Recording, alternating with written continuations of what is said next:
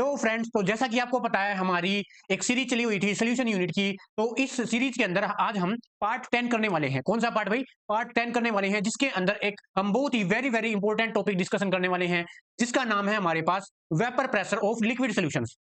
और उसके अंदर हमारे पास लॉज आएंगे। कौन कौन से? एक तो हमारे पास आएगा राउल्स लॉ।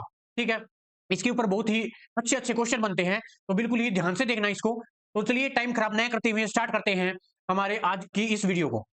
ठीक है, तो सबसे पहले हम क्या देख लेते हैं कि जो वेपर प्रेशर है वो लिक्विड सॉल्यूशन का वो क्या होता है। देखो भाई, इससे पहली वीडियो के अंदर हमने ये देख लिया था कि वेपर प्रेशर होता क्या है और ऐसे कौन कौन से ऐसे फैक्टर्स हैं जो वेपर प्रेशर के ऊपर इफेक्ट डालते हैं। ठीक है, तो इस वीडियो के अंदर हम फर्दर आगे बढ़ेंगे वेपर प्रेशर के कॉन्सेप्ट में ही। तो vapour pressure of liquid solution basically हमारे पास क्या होता है। मान लिया मेरे पास ये कोई भी एक कंटेनर है भाई, मान लिया मेरे पास कोई भी एक बीकर है। ठीक है, इसके अंदर मेरे पास क्या है, ये कोई भी एक क्या है भाई, सोलवेंट है। मान लिया मेरे पास ये सोलवेंट है, ये है H2O। ठीक है, बेसिकली होता क्या है, हमारे पास जो सोल्यूट होता है, जो हमारे पास सोल्यूट होता है वो या तो हमारे पास लिक्विड होता है, या हमारे पास गैस होता है, या हमारे पास सॉलिड होता है। बेसिकली जो हमारे पास सोल्यूट जो गैस था, उसकी सोलिबिलिटी हमारे सोलवेंट के अंदर, लिक्विड के अंदर हमने कहां पर देखी थी? हमने पहले ही पार्ट के अंदर देख चुके थे। जो हमने किसके अंदर देखी थी? हेनरी लॉ के अंदर देखी थी। किसके अंदर देखी थी? हेनरी लॉ के अंदर देखी थी। और हमने इस पर बेस्ड हेनरी लॉ के ऊपर बहुत सारे न्यूमेरिकल भी सोल्व किए थे। अगर आपने वो वीडियो नहीं देखी तो आप जाकर देख लीजिए, प्लेलिस्ट का लिंक आपको डिस्क्रिप्शन बॉक्स के अंदर दिया जा चुका है। ठीक है, तो यहां पर हम क्या पढ़ेंगे भाई, जैसा कि नाम है उसी के according vapour pressure of liquid solution. यहां पर बेसिकली क्या होगा, हमारे पास जो हमारा सोलवेंट होगा, जो हमारा सोलवेंट होगा भाई, वो क्या होगा भाई, वो तो लिक्विड होगा ही होगा। देखो भाई, ये बोल रखा in the liquid solution solvent is liquid. Basically जो हमारा सोलवेंट है वो लिक्विड होगा, वाइल जो हमारा सोल्यूट होता है वो सॉलिड, लिक्विड और गैस होता है। जो मैंने बताया था वही यहाँ पर लिख रखा है, जो हम डिस्कस कर चुके थे पहले ही पार्ट्स के अंदर कि जो हमारे पास सल्यूट जो गैस है वो अगर सल्यूट का काम करे तो वो हमने कहां पर पढ़ लिया था? हेनरी लॉ के अंदर पढ़ लिया था। लेकिन हम यहाँ पर क्या करेंगे भाई, अब हम पढ़ेंगे अगर हमारे पास सल्यूट है, अगर हमारे पास जो सल्यूट है वो क्या हो भाई, अगर हमारे पास सल्यूट है वो या तो हमारे पास क्या हो भाई, लिक्विड हो, या फिर हमारे पास सॉलिड हो। ठीक है, ये पढ़ेंगे इसके अंदर। सबसे पहले हम ये पढ़ेंगे कि अगर हमारे पास जो सल्यूट है और सोलवेंट है दोनों ही लिक्विड हो तो क्या होगा। तो देख लेते हैं। Now in this section we shall focus on the vapour pressure of liquid solution in which either liquid or solid act as a solute. ठीक है, इस सेशन के अंदर हम क्या पढ़ेंगे, हम वेपर प्रेशर के अंदर पढ़ेंगे, वेपर प्रेशर के बारे में पढ़ेंगे, जिसके अंदर हमारे पास जो सॉल्यूट होगा वो या तो लिक्विड होगा या फिर क्या होगा भाई, सॉल्यूट सॉलिड होगा। ठीक है, जो हमारा सॉल्यूट है। अब देखो, the solvent being a liquid is normally volatile. अब हमारे पास दो टर्म आएंगे, एक तो होता है हमारे पास वोलेटाइल सोल्यूट और दूसरा हमारे पास होता है नॉन वोलेटाइल। कौन कौन सा? एक तो हमारे पास ये है वोलेटाइल जो ये लिखा हुआ, एक होता है हमारे पास नॉन वोलेटाइल। देखो वोलेटाइल क्या होता है, ऐसा सोल्यूट जो कि वेपर बनाए, ऐसा सोल्यूट जो कि वेपर बनाए। आप इतना ही याद रखिए कि ऐसा सोल्यूट जो वेपर बनाए उसे हम क्या कहते हैं? Volatile solute. और नॉन वोलेटाइल किसे कहते हैं? जो कि वेपर की फॉर्मेशन नहीं करता। ठीक है, उसे हम क्या बोलते हैं भाई? नॉन वोलेटाइल सोल्यूट बोला जाता है।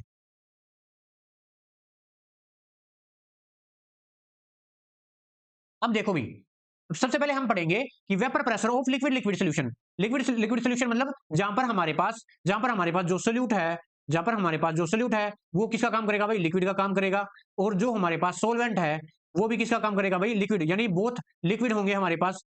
और ऐसा एग्जांपल कौन सा है भाई? ऐसा एग्जांपल हमारे पास अल्कोहल वाटर। मान लिया मेरे पास कोई भी एक बीकर है और इसके बीकर बीकर के अंदर मैंने क्या डाल दिया? वाटर डाल दिया। और क्या डाल दिया भाई? और अल्कोहल डाल दिया, C2H5OH। ठीक है, वाट ये डाल दिया। इन दोनों का मैंने क्या बना दिया? सोल्यूशन बना दिया। और ये दोनों ही किस फॉर्म के अंदर है? लिक्विड फॉर्म के अंदर है। ठीक है, तो बेसिकली हम ये मान के चलते हैं जो हमारे पास लिक्विड टाइप्स का जो सोल्यूट होता है वो क्या होता है हमारे पास? वो वोलेटाइल होता है, यानी कि हमारे पास क्या बनाता है भाई? जल्दी बताओ क्या बनाता है? वेपर बनाता है। ठीक है, और एक और एग्जांपल हमारे पास बेंजीन प्लस टोलुइन। अगर किसी भी बीकर के अंदर हम बेंजीन और टोलुइन आपस में मिक्स कर दे तो वो हमारे पास किस चीज का सॉल्यूशन बन जाएगा? लिक्विड लिक्विड सॉल्यूशन का। ठीक है, हम इनके वेपर प्रेशर्स के बारे में पढ़ेंगे। अब बेसिकली हमने किसका एग्जांपल लिया भाई? बाइनरी सॉल्यूशन का। ये आपको पता ही होना चाहिए, ये मैंने फर्स्ट ही पार्ट के अंदर बता दिया था इस वीडियो के कि बाइनरी जो इस यूनिट के फर्स्ट पार्ट के में ही बता दिया था मैंने कि बाइनरी सॉल्यूशंस क्या होते हैं? ऐसे सॉल्यूशन जिसके अंदर केवल हमारे पास दो ही कंपोनेंट्स हो उन्हें हम बाइनरी सॉल्यूशन कहते हैं। ठीक है, लेट अस डेजिग्नेट देम। हमारे पास कोई भी दो कंपोनेंट्स है किसी भी सॉल्यूशन के अंदर, मान लिया हमारे पास सोलवेंट है ए है और जो सोल्यूट है हमारा वो क्या है भाई? बी है। क्या मान लिया मैंने? जो हमारे पास किसी भी सॉल्यूशन के अंदर हमारे पास दो कंपोनेंट्स है, एक को मैंने क्या मान लिया? ए मान लिया, और दूसरे को मैंने क्या मान लिया? बी मान लिया। ठीक है, अब हमें पता है according to Dalton's law of partial pressure, according to Dalton's law of partial pressure तो क्या होगा, जो हमारे पास जो पार्शियल प्रेशर है सोलवेंट का, उसे हम पीए से डिनोटेड करेंगे, और जो पार्शियल प्रेशर है किसका, सल्यूट का, यानी बी का पार्शियल प्रेशर है, उसको हम पीबी से डिनोटेड करेंगे।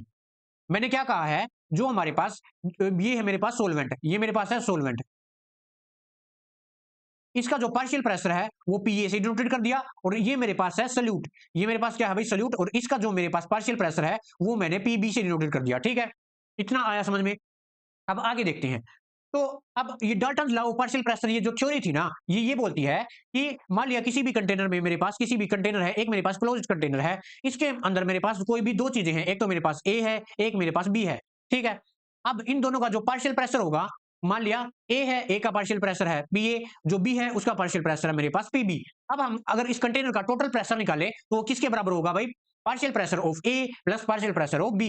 ठीक है, ये इसके बराबर होगा भाई, द टोटल वेपर प्रेशर इस कंटेनर के अंदर किसके बराबर होगा, टोटल वेपर प्रेशर किसके बराबर होगा भाई, पार्शियल प्रेशर ऑफ ए यानी पार्शियल प्रेशर ऑफ सोलवेंट, और plus partial pressure of solute. ठीक है, इतना समझ में आया, बोलो भाई। चलिए आगे बढ़ते हैं। अब अकॉर्डिंग टू डाल्टन्स थ्योरी के अकॉर्डिंग क्या था भाई, जो हमारे पास दो पार्शियल प्रेशर है, जो हमारे पास जो पार्शियल प्रेशर है टू कंपोनेंट्स का ए और बी जो हमने माना था, वो किसके बराबर होगा, will be related to their mole fraction. किसके बराबर होगा, मोल फ्रैक्शन, और मोल फ्रैक्शन को हम जनरली जाई से डिनोटेड करते हैं, ये एक्स नहीं है भाई, ये जाई है। ठीक है, आप एक्स ही मान सकते हो। ठीक है, ऐसे हम ऐसे ही टाइप करते हैं इसको। ठीक है, एक्स ए और एक्स बी, ठीक है, जाई ए या जाई भी बोल सकते हो। ठीक है, इसके अंदर क्या बोल रखा है, इसके अंदर क्या बोल रखा है, जो हमारे पास दो कंपोनेंट्स थे, कौन कौन से, एक तो मेरे पास कंपोनेंट्स ए था, एक कंपोनेंट्स मेरे पास बी था। ठीक है, अब उन दोनों का जो पार्शियल प्रेशर है वो किससे रिलेटेड है, टू देयर मोल फ्रैक्शन। जो हमारे पास सोलवेंट का पार्शियल प्रेशर है वो किससे रिलेटेड है भाई, मोल फ्रैक्शन ऑफ ए, और जो हमारे पास सल्यूट का है वो किसके रिलेटेड है, मोल फ्रैक्शन ऑफ बी। ठीक है, इतना आया समझ में, तो बोलो। अब देखो भाई, हमारे अब हम करते हैं, एक लॉ आता है जो कि इसके बारे में बताता है, जिसका नाम है हमारे पास राउट्स लॉ। क्या है भाई, जैसा आप बोलना चाहे बोल सकते हो। तो क्या नाम है भाई इसका, राउट्स लॉ। देख लेते हैं। इन 1886 ए फ्रेंच केमिस्ट, जिसका पूरा नाम ये था भाई, Francois Marie Raoult's, give relation between partial vapour pressure of a volatile component and its mole fraction. अब ये ला था, ये हमारे पास साइंटिस्ट था जिसका नाम था राउट्स, उसने एक ला दिया था। इस ला के अंदर उसने क्या बताया था, उसने जो हमारे पास वेपर प्रेशर है कंपोनेंट्स का, वेपर प्रेशर मान लिया मेरे पास ए कंपोनेंट्स है, ए कंपोनेंट्स का जो वेपर प्रेशर है वो क्या है भाई, पीए है, और इसका जो मोल फ्रैक्शन है वो क्या होगा, वो जाई ए होगा। तो इन इन दोनों का उसने क्या बताया था भाई, रिलेशन बताया था। वैसे ही अगर मेरे पास कोई भी बी कंपोनेंट्स है यानी सल्यूट है, और उसका जो पार्शियल प्रेशर है वो मेरे पास पीबी है, और उसका जो मोल फ्रैक्शन है वो मेरे पास क्या है भाई, जाई भी है, या फिर एक्स भी मान सकते हो। ठीक है, तो इन दोनों का रिलेशन है वो क्या होगा, वो किसने बताया था, राउट्स लॉ ने बताया था। ठीक है, अब इसने क्या बताया था वो देख लेते हैं। According to this law, vapour pressure of any components in a solution is multiply of vapour pressure of that components in pure form and its mole fraction. एक बार फिर से, according to this law, vapour pressure of any components, vapour pressure of any components, any components की जगह पे यहाँ पे क्या है भाई, या तो हमारे पास सॉल्यूट होगा या हमारे पास सॉल्वेंट होगा। ठीक है, इन ए सॉल्यूशन इज किसके बराबर होगा, is multiply of their vapour pressure of that component in pure form and its mole fraction. ठीक है, मान लिया लेट अस कंसीडर, मेरे पास ए कंपोनेंट्स है, ठीक है, और उसका जो हमारे पास पार्शियल प्रेशर है सॉल्यूशन के अंदर वो है पीए। सॉल्यूशन के अंदर कैसे, देखो भाई, मेरे पास ये कोई भी एक कंटेनर है, अच्छे से समझना, बिल्कुल ध्यान लगाकर। मेरे पास ये है कोई भी एक बीकर है, ठीक है, इसके अंदर सॉल्यूशन बना हुआ है, मैं सॉल्यूशन बना देता हूं। ठीक है, अब क्या होगा, ये है मेरे पास सॉल्यूशन। ठीक है, क्योंकि इसके अंदर दोनों कंपोनेंट्स है, ए है प्लस बी है। ठीक है, सॉल्यूशन के अंदर तो दोनों कंपोनेंट्स ही होंगे ना, आपस में अच्छे से मिक्स हुए हैं, और ये दोनों क्या भाई, लिक्विड है, ए भी लिक्विड है, बी भी लिक्विड है। ठीक है, अब ध्यान से सुनना, जो ए है उसका पार्शियल प्रेशर है मेरे पास पीए सॉल्यूशन के अंदर, किसके अंदर है, ये सॉल्यूशन के अंदर, और जो बी है उसका पार्शियल प्रेशर है मेरे पास पीबी के अंदर, और ये किसके अंदर, सॉल्यूशन के अंदर। ठीक है, जो ए है कंपोनेंट्स है यानी सोलवेंट है, उसका पार्शियल प्रेशर पीए है मान लिया सॉल्यूशन के अंदर, और जो मेरे पास बी कंपोनेंट्स है यानी सॉल्यूट है, उसका मेरे पास पार्शियल प्रेशर है पीबी सॉल्यूशन के अंदर। ठीक है, ये मैंने यहां पर लिख भी रखा भाई, ध्यान से पढ़ो क्या लिख रखा है, देखो ये देखो मैंने अब तक ये बताया है, जो पीए है वो वेपर प्रेशर है हमारे पास, किसका किसका वेपर प्रेशर है मेरे पास, पीए। ये वेपर प्रेशर है किसका, सोलवेंट का। सोल्यूशन के अंदर जो मैंने बताया था वही है। Let P B vapour pressure है बी का, यानी सोल्यूट का, किसके अंदर, सोल्यूशन के अंदर। ये मेरे पास है पीबी, ठीक है। अब देखो, अब देखो ध्यान से,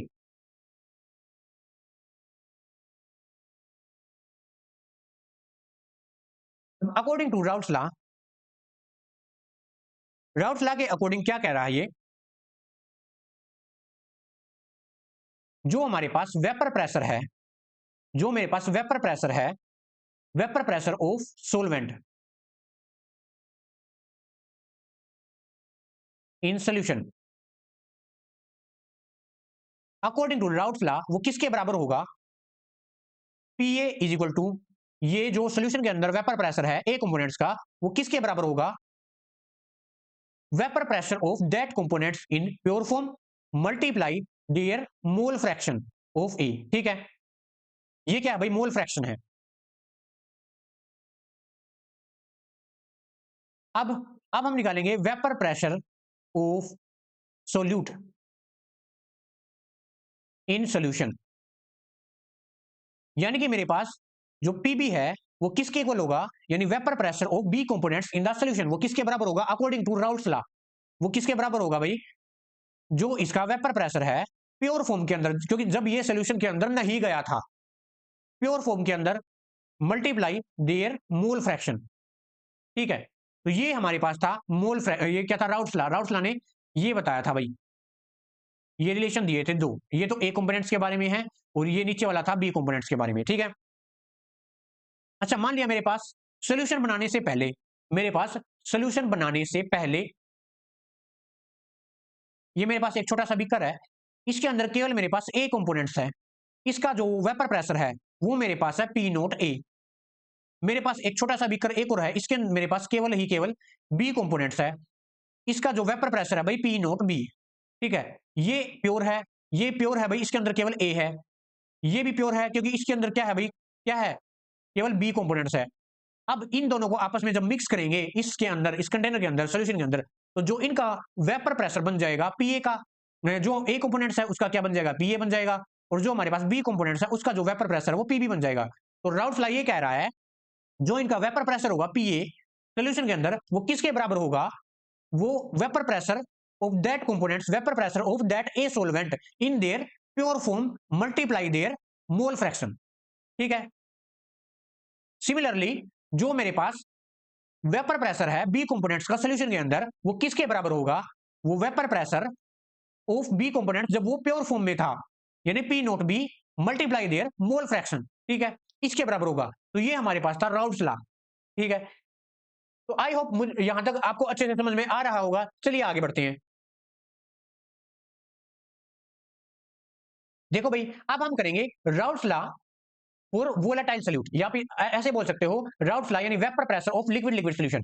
कहने का मतलब जो हमारे पास जो सॉल्यूट है वो भी हमारे पास लिक्विड होगा, और जो मेरे पास सॉल्वेंट है भाई वो भी लिक्विड होगा, ठीक है। ये दोनों ही लिक्विड फॉर्म के अंदर होंगे। या फिर हम ये भी कह सकते हैं routes law for volatile solute, क्योंकि हमें पता है अगर ये दोनों ही लिक्विड फॉर्म के अंदर है तो दोनों ही वोलेटाइल होंगे, ठीक है।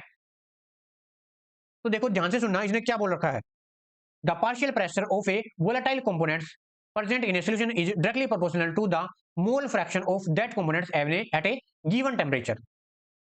क्या बोल रहा है भाई, ये देखो मेरे पास जो पार्शियल प्रेशर है वोलेटाइल कंपोनेंट्स का सॉल्यूशन के अंदर, जो हमें पार्शियल वेपर प्रेशर है वो किससे डिनोटेड किया था भाई, जल्दी बताओ, वो किससे डिनोटेड किया था, पीए से डिनोटेड कर दिया था। मान लिया मैं सोलवेंट का लेके चलूं पीए, वो डायरेक्टली प्रोपोर्शनल होगा किसके, वो mole fraction of that components, यानी A, mole fraction of A at a given temperature, ठीक है। अब हमें पता है प्रोपोर्शनैलिटी को साइन को हटाकर कोई ना कोई कांस्टेंट लगाना पड़ता है, तो P A is equal to ये कांस्टेंट लगा दिया यहाँ पर, और मेरे पास ये बन गया, ठीक है, ये हो गया। तो ये था ला भाई किसके बारे में, जो राउट्स ला है फॉर वोलेटाइल सॉल्यूट के बारे में, इसका डेरिवेशन भी है वो भी हम करेंगे। सबसे पहले ग्राफ देख लेते हैं। देखो एक बार एक बिल्कुल ही अच्छी ध्यान देने वाली बात ये है, अगर मेरे पास मोल फ्रैक्शन ऑफ ए की वैल्यू 1 हो जाए, क्योंकि जब हमने कंसंट्रेशन टर्म के अंदर पढ़ा था टोटल मोल फ्रैक्शन हमारे पास 1 के इक्वल होता है, यानी 100%। अगर मेरे पास x से 1 हो जाए, अगर मेरे पास मोल फ्रैक्शन ऑफ ए 1 हो जाए, इसका मतलब हमारे पास जो सॉल्यूशन के अंदर केवल एक ही कंपोनेंट्स प्रेजेंट है और दूसरा मेरे पास एब्सेंट है, ठीक है। ऐसे ही अगर मेरे पास एक्स बी अगर 1 हो जाए तो भी क्या होगा, जो मेरे पास एक्स ए है वो एब्सेंट है और बी है वो 100% के अंदर प्रेजेंट है। कहने का मतलब इनमें से कोई भी एक हो गया तो इसका मतलब जो हमारा सोल्यूशन है उसके अंदर एक ही कंपोनेंट्स प्रेजेंट है, ठीक है। ये मतलब है भाई इसका। For example for a volatile components of A present in the solution, ठीक है। इसका एग्जाम्पल ये है और मैंने ये इसका यहाँ पर करके दिखा दिया भाई, ठीक है, जो भी डेफिनेशन इन्हें दी थी। चलो ग्राफ देख लेते हैं। ग्राफ के अंदर ये बोला गया है, ये जो हमारे पास वाई एक्सिस है, यहाँ पर हमारे पास वेपर प्रेशर दिया गया है और जो मोल फ्रैक्शन है वहां पर दिया गया है, ठीक है, ये दिया गया है। तो जैसे जैसे जो वेपर प्रेशर बढ़ रहा है वैसे वैसे ही जो हमारा मोल फ्रैक्शन है वो भी बढ़ता जा रहा है, ठीक है। और जो हमारा ग्राफ है वो एक लीनियरली ग्राफ आएगा, ठीक है, लीनियर ग्राफ आएगा। देखो भाई क्योंकि ये डायरेक्टली प्रोपोर्शनल है ना इसके। देखो अभी तो किया हमने, अभी तो किया, जो हमारे पास वेपर प्रेशर है इस कंपोनेंट्स का वो डायरेक्टली प्रोपोर्शनल होगा मोल फ्रैक्शन के ए के। तो अगर मेरे पास ये बढ़ेगा, अगर मेरे पास ये इंक्रीज होगा तो मेरे पास ये भी इंक्रीज होगा, तो तभी तो हमारा जो ग्राफ है वो लीनियर आया है, ठीक है। तो ये था भाई। अब इसका चलिए करते हैं डेरिवेशन करते हैं, ठीक है। Derivation of routes law for volatile solute, ठीक है। डेरिवेशन के अंदर हम क्या करेंगे, इसका एक ऐसा फॉर्मूला निकालेंगे जिस पर बेस्ड हम न्यूमेरिकल करेंगे। वो बहुत ही इंपॉर्टेंट है भाई, बहुत ही इंपॉर्टेंट है। इस पर बेस्ड न्यूमेरिकल है वो अगली वीडियो के अंदर हो पाएंगे, क्योंकि इस वीडियो के अंदर अगर हम करेंगे तो ये वीडियो बहुत ही लंबी हो जाएगी, ठीक। देखो भाई अब कब करते हैं इसका डेरिवेशन। सबसे पहले देखो लेट, मैं मान लेता हूं, अच्छे से समझना इसको। लेट मेरे पास है ए कंपोनेंट्स है और मेरे पास है भाई एक बी कंपोनेंट्स है। दोनों ने मिलाकर क्या बनाया, एक सोल्यूशन बनाया, ठीक है। यहां पर जो ए है वो किसका काम कर रहा है भाई, सोलवेंट का काम कर रहा है। और जो मेरे पास बी है वो किसका काम कर रहा है भाई, सोल्यूट के का काम कर रहा है, ठीक है। अब देखो ध्यान से, लेट मैंने मान लिया जो पी नोट ए है वो क्या है भाई, वो वेपर प्रेशर है, vapour pressure of A components in their pure form, in pure form. Pure form यानी जब इन्होंने ये सोल्यूशन नहीं बनाया था, जब मेरे पास ए कंपोनेंट था वो अलग था, जब मेरे पास ए कंपोनेंट था वो अलग था, ये सोल्यूशन बनने से पहले की बात है। लेट अस कंसीडर जो इसका जो वेपर प्रेशर है भाई ए कंपोनेंट्स का वो पी नोट ए है, जब वो प्योर फॉर्म में था। अब लेट ये मेरे पास पी नोट बी, ये मेरे पास vapour pressure of B components in pure form, जब ये प्योर फॉर्म के अंदर था, ठीक है।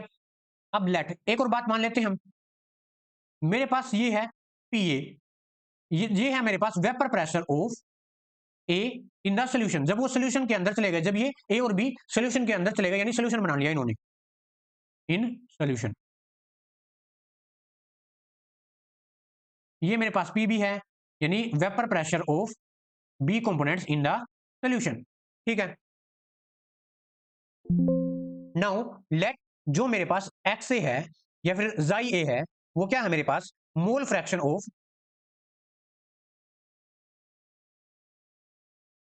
Mole fraction of A components.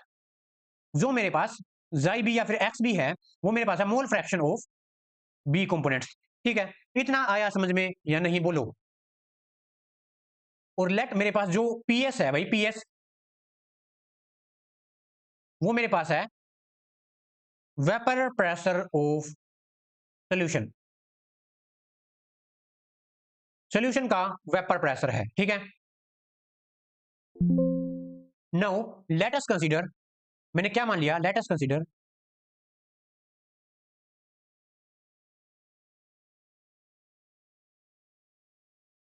जो मेरे पास सोल्यूशन का वेपर प्रेशर है वो किसके बराबर होगा, vapour pressure of A components plus vapour pressure of B components. ये तो हम सबको पता है, ये मेरे पास है इक्वेशन नंबर फर्स्ट, ठीक है। Now according to Raoult's law, Raoult's law के अकॉर्डिंग क्या है भाई, अकॉर्डिंग टू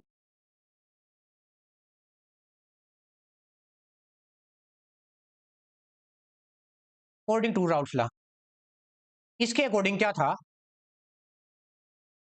जो हमारे पास वेपर प्रेशर है ए कंपोनेंट्स का सोल्यूशन के अंदर वो किसके इक्वल है भाई, vapour pressure of A components in pure form और मल्टीप्लाई देयर मोल फ्रैक्शन, इसके इक्वल था। ये हमारे पास है इक्वेशन नंबर सेकंड। और ये मेरे पास है बी कंपोनेंट्स के बारे में, vapour pressure of B components किसके इक्वल था, vapour pressure of B components in pure form multiply their mole fraction. ये मेरे पास है इक्वेशन नंबर 3। ठीक है, अब देखो जो इक्वेशन नंबर 2 है और जो फर्स्ट है वो 1 में पुट करो भाई। क्या मैंने क्या बोला, जो इक्वेशन नंबर जो 2 है और जो 3 है वो इसके अंदर पुट करो। मैं यहां पे लिख भी देता हूं, putting equation 2 and 3 in first, we get, क्या मिलेगा मेरे पास, ये था सोल्यूशन का वेपर प्रेशर। देखो भाई मैं अलग कलर से कर देता हूं ताकि आपको कंफ्यूजन ना हो। ये मेरे पास है पीएस। अब जो पीए है वो किसके इक्वल था, वो मेरे पास किसके इक्वल है, पी नोट ए और एक्स ए प्लस, और जो पीबी था वो किसके इक्वल था, देखो ये रहा, पी नोट बी और एक्स बी। ठीक है, इसके इक्वल था। ये है मेरे पास इक्वेशन नंबर भाई 4। वी नो दैट, हमें पता है, वी नो दैट सोल्यूशन का जो मोल फ्रैक्शन होता है वो किसके इक्वल होता है बताओ, जो एक्स ए है प्लस एक्स बी है वो 1 के इक्वल होता है, हम सबको पता है। ठीक है, क्या मैं एक्स ए को ये लिख सकता हूं 1 माइनस एक्स बी, बोलो इक्वेशन नंबर 5, ये लिख सकते हैं, बिल्कुल लिख सकते हैं। देखो ये एक्स है भाई। ठीक है, चलो लिख देते हैं। अब जो इक्वेशन नंबर जो 5th है ना, इक्वेशन नंबर 5th है, वो इक्वेशन नंबर 4th के अंदर पुट करो। मैं लिख देता हूं, putting equation number 5th in 4th, we get, देखो भाई मेरे पास स्पेस नहीं है, मैं यहां पे साफ कर रहा हूं यहां से। ठीक है,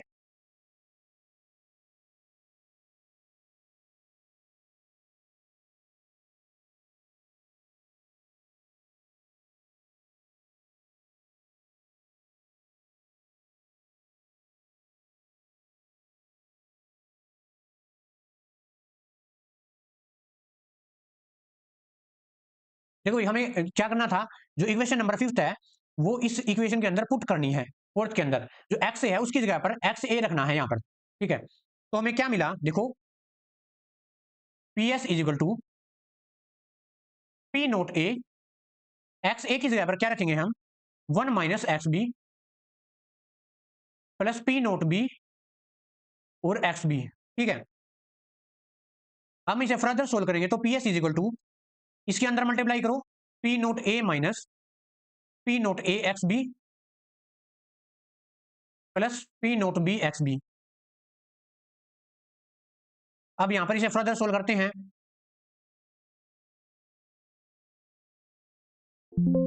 देखो भाई P naught A as it is लिख दिया, उसके बाद एक्स भी है यहां से कॉमन आ जाएगा, और जब हमारी ब्रैकेट लगेगी तो बाहर हमारे पास नेगेटिव साइन है, तो ब्रैकेट के अंदर हमारे पास जो साइन है वो चेंज हो जाएगा। तो अगर मैं क्या करूं, एक्स बी को कॉमन लूं तो मेरे पास यहां पर आ जाएगा P naught B minus P naught A. ठीक है, फर्दर हम इसको सोल्व करेंगे तो क्या आ जाएगा, P S is equal to P naught A plus X B P naught B minus P naught A. देखो भाई मेरे पास ये आ गया फॉर्मूला। आप इस फॉर्मूले को अच्छे से याद रखना, और ये फॉर्मूला किसके बारे में है भाई, ये फॉर्मूला है routes law for volatile solute के लिए। ठीक है,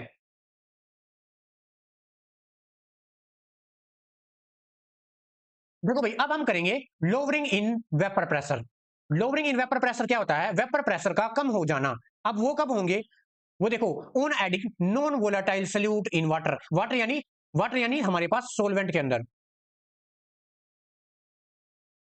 देखो भाई जब हम किसी भी सॉल्वेंट के अंदर नॉन वोलाटाइल सॉल्यूट ऐड कर देते हैं तो जो उसका जो वेपर प्रेशर है वो कम हो जाता है। The vapour pressure of solution PS lower down called lowering in vapour pressure. कहने का मतलब ये है कि जब क्या करेंगे, किसी भी सॉल्वेंट के अंदर वाटर के अंदर कोई नॉन वोलाटाइल सॉल्यूट ऐड करेंगे तो जो उस जो सॉल्यूशन बनेगा उसका जो वेपर प्रेशर है वो कम हो जाएगा भाई पहले की कंपैरिजन में। और वो ऐसा क्यों होता है वो अब देखेंगे अभी। The lowering occur due to the partial covering of water surface by non volatile solute particle that is vapor form in less amount and lowering occur। देखो क्या है भाई, हम सबको पता है कि जो नॉन वोलेटाइल सॉल्यूट होते हैं वो क्या नहीं बनाते, वो वेपर प्रेशर नहीं बनाते हैं। वो क्या नहीं बनाते, वेपर प्रेशर की फॉर्मेशन नहीं करते हैं। मान लिया मेरे पास ये है वाटर, ये है मेरे पास क्या है भाई, वाटर है और वाटर के पार्टिकल है मेरे पास, ठीक है। अब क्या हो रहा है, ये वेपर की जो फॉर्मेशन है वो कर रहे हैं, और जो इसका जो सरफेस है हमारे पास कंटेनर का सरफेस है, और जो हमारे पास वाटर का सरफेस है, वहां पर क्या कर रहे हैं भाई, क्या कर रहे हैं, वेपर प्रेशर प्रोड्यूस कर रहे हैं। लेकिन जब मैंने यहां पर क्या ऐड कर दिया, देखो ये रेड रेड आपको क्या दिख रहे, पार्टिकल दिख रहे हैं ना, ये मैंने क्या ऐड कर दिया, ये मैंने ऐड कर दिया नॉन वोलेटाइल सॉल्यूट। देखो ये लिखा हुआ नॉन वोलेटाइल सॉल्यूट। जब मैंने ये नॉन वोलेटाइल सॉल्यूट ऐड कर दिया, तो कुछ सरफेस पर जो स्पेस है वो किसने ऑक्यूपाई कर लिया, वो किसने ऑक्यूपाई कर लिया भाई, नॉन वोलेटाइल सॉल्यूट ने ऑक्यूपाई कर लिया। अब सबको पता है जो ये प्रोसेस है वो एक सरफेस सरफेस फिनोमिना होता है। जो वेपर प्रेशर है वो एक सरफेस फिनोमिना है, और जो सरफेस एरिया है वो कम हो गया है, वो सरफेस एरिया किसने ऑक्यूपाई कर लिया है, वो नॉन वोलेटाइल सॉल्यूट ने ऑक्यूपाई कर लिया है। और हम सबको पता है नॉन वोलेटाइल सॉल्यूट क्या प्रोड्यूस नहीं करते, वेपर प्रेशर प्रोड्यूस नहीं करते, जिसके कारण हमारे पास जो वेपर प्रेशर है वो कम हो जाएगा। पहले की कंपैरिजन में जो हमारे पास वेपर प्रेशर है वो कम हो जाएगा। On adding non volatile solute the vapour pressure of solution lower down, इसे ही हम लोअरिंग इन वेपर प्रेशर बोलते हैं। ओवरऑल कहने का मतलब ये था भाई, जब हम किसी भी सॉल्वेंट के अंदर नॉन वोलेटाइल सॉल्यूट को ऐड करते हैं, तो जो उसका जो सॉल्यूशन बनेगा, उसका जो वेपर प्रेशर है वो लोअर हो जाएगा, वो लोअर डाउन चला जाएगा। क्यों, ऐसा क्यों होगा, क्योंकि हमको पता है जो वेपर प्रेशर है वो एक सरफेस फिनोमिना होता है। क्या होता है भाई, वो एक सरफेस फिनोमिना होता है। और नॉन वोलेटाइल, जब हम किसी भी सॉल्यूशन के अंदर, किसी भी सॉल्वेंट के अंदर नॉन वोलेटाइल सॉल्यूट को ऐड करेंगे, तो जो कुछ स्पेस है वो हमारा नॉन वोलेटाइल सॉल्यूट ऑक्यूपाई कर लेगा, जिसके कारण क्या होगा, जितने पहला वेपर प्रेशर हमारा बन रहा था उतना नहीं बन करके थोड़ा सा कम हो जाएगा। ठीक है, देखो भाई यहाँ पर कम हो गया ना वेपर प्रेशर, और यहाँ पर तो ज्यादा है, तो इसी को हम क्या बोलते हैं, lowering in vapour pressure. I hope आपको अच्छे से समझ में आया होगा। चलिए आगे बढ़ते हैं।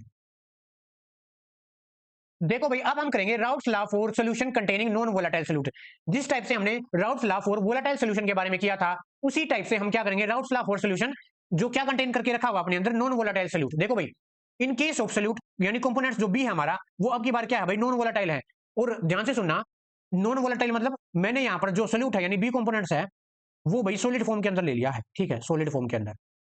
और जो वोलेटाइल के अंदर था वो लिक्विड फॉर्म के अंदर था। और जब गैस था तो हम हेनरी लॉ के अंदर डिस्कस कर रहे थे, ठीक है। तो यहाँ पर देखो भाई, it will not have any partial pressure. अरे ये तो हम सबको पता है, क्या पता है भाई, अगर वो नॉन वोलेटाइल है, अगर वो वेपर प्रेशर ही नहीं बना रहा है, तो अगर वो वेपर प्रेशर ही नहीं बना रहा है, तो जो पीपी है वो तो जीरो हो जाएगा। तो हम केवल और केवल क्या लिख सकेंगे, जो हमारा वेपर प्रेशर है वो केवल और केवल किस पर डिपेंड करेगा भाई, सोलवेंट पर डिपेंड करेगा, सोलवेंट। क्योंकि हमारा जो पीबी है वो तो जीरो हो गया। वो ये जीरो क्यों हुआ, क्योंकि जीरो क्यों हुआ भाई, क्योंकि ये वो नॉन वोलेटाइल है भाई, इसलिए जीरो हुआ। ठीक है, अब इसकी डेफिनेशन देख लेते हैं, जो मैंने बताया वही है। The vapor pressure of solution containing a non-volatile solute at a given temperature is equal to the product of vapor pressure of the pure solvent and its mole fraction। ठीक है, देखो भाई जो ये डेफिनेशन लिख रखी है ना, इसका जो मैथमेटिकल फॉर्म है वो ये है भाई।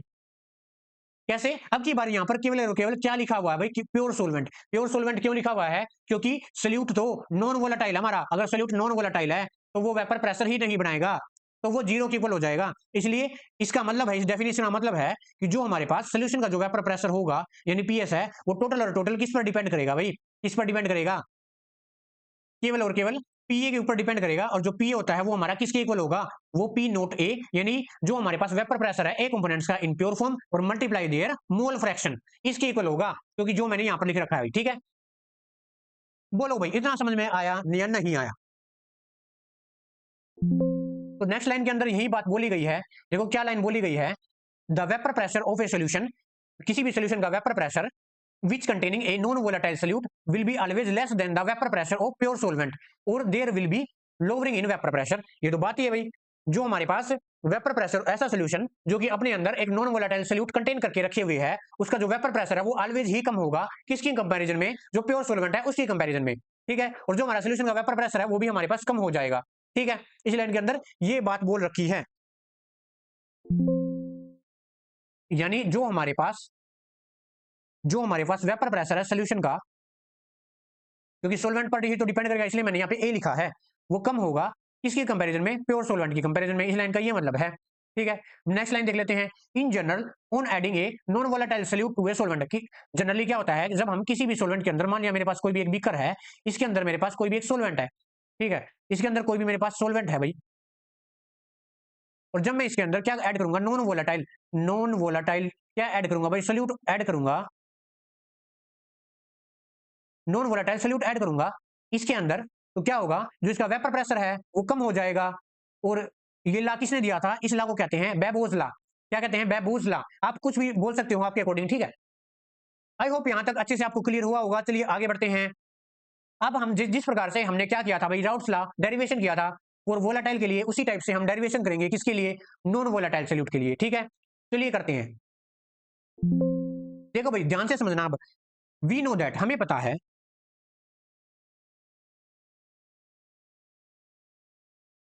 हमें पता है जो हमारे पास सोल्यूशन का जो वेपर प्रेशर होता है वो किसके इक्वल होता है, पीए प्लस पीबी, ठीक है। ये मेरे पास सॉल्वेंट था, ये मेरे पास सॉल्यूट था, according to Dalton's law of partial pressure. ये मेरे पास इक्वेशन है number first. Now according to Raoult's law,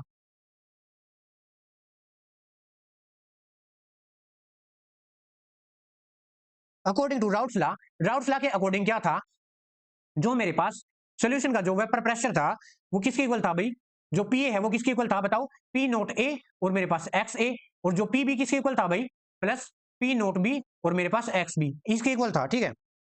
अब यहां से क्या होगा भाई, जो ये पी नोट बी है और एक्स बी है वो नेग्लेक्ट हो जाएगा। पहला रीजन तो ये दे सकते हैं, जो हमारा सोल्यूशन है वो वेरी ही डाइल्यूट है। अगर डाइल्यूट होगा उसके अंदर जो हमारा सोल्यूट है वो बिल्कुल लो अमाउंट के अंदर होगा किसी कंपैरिजन में, सॉल्वेंट की कंपैरिजन में, इसलिए इसको हम नेग्लेक्ट कर देते हैं। ऑन द अदर हैंड ये कह सकते हैं क्योंकि ये हमारा नॉन वोलेटाइल है और नॉन वोलेटाइल कभी भी वेपर प्रेशर ही नहीं बनाता, ठीक है। दूसरा रीजन ये है। तो हम क्या मैं ये लिख सकता हूं, वी में राइट